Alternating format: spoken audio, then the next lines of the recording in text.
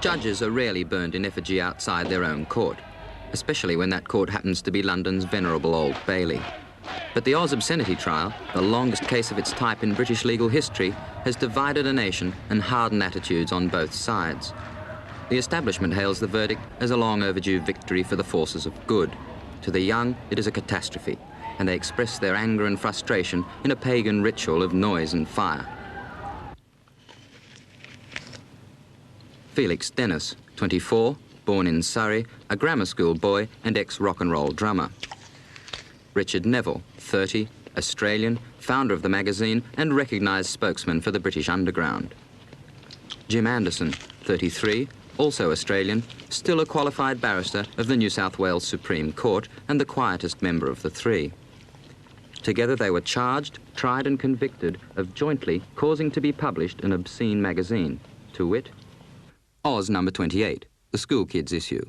Published over a year ago now, the magazine features the work of school children, some of which would admittedly skirt the borderline of acceptable taste in any country, however liberal. The schoolboy influence is especially strong in the cartoons, where serious comment on the classroom environment is mixed with a brand of humour straight off the lavatory wall.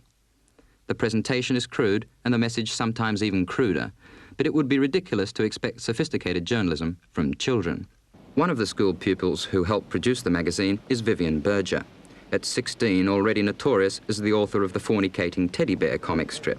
Still at school, he lives with his mother in suburban London. How did he first become involved with School Kids Oz? Well, there was an ad in Oz 2026, and I just answered the advertisement and went along to meet them. And we moved on from there. We had a meeting after that. What were the meetings like? The meetings were reasonably big, about 20 or 30 school children, and we just discussed what we were going to do with the magazine, how much we were going to write ourselves, and how much other people's stuff we were going to put in the magazine. How much of the issue would you say was produced by school kids? Well, I should think about 75% of it was actually written by school kids. It was all designed and everything by school kids, but some stuff was just sent to us and we put it in if we liked it. What did you and your friends set out to say, really, in this Oz? Well, I think mainly the whole point of the magazine was that we were really fed up with the school system today, and we tried telling people this through other media, and it just doesn't work. And this is why the establishment was so worried about the whole thing, because we said we're not going to take any more from the school system. We're fed up with it. We've had it, and we're angry. Mrs. Berger, did you mind your son taking part in the Oz project?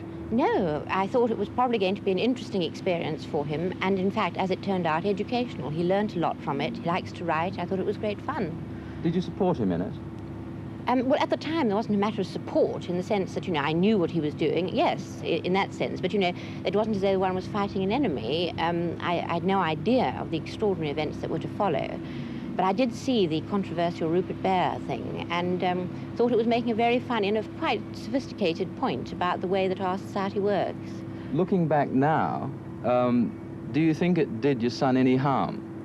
The actual making of the magazine, in fact, did him a great deal of good, both technically in learning how to lay out a magazine and, in the creative side.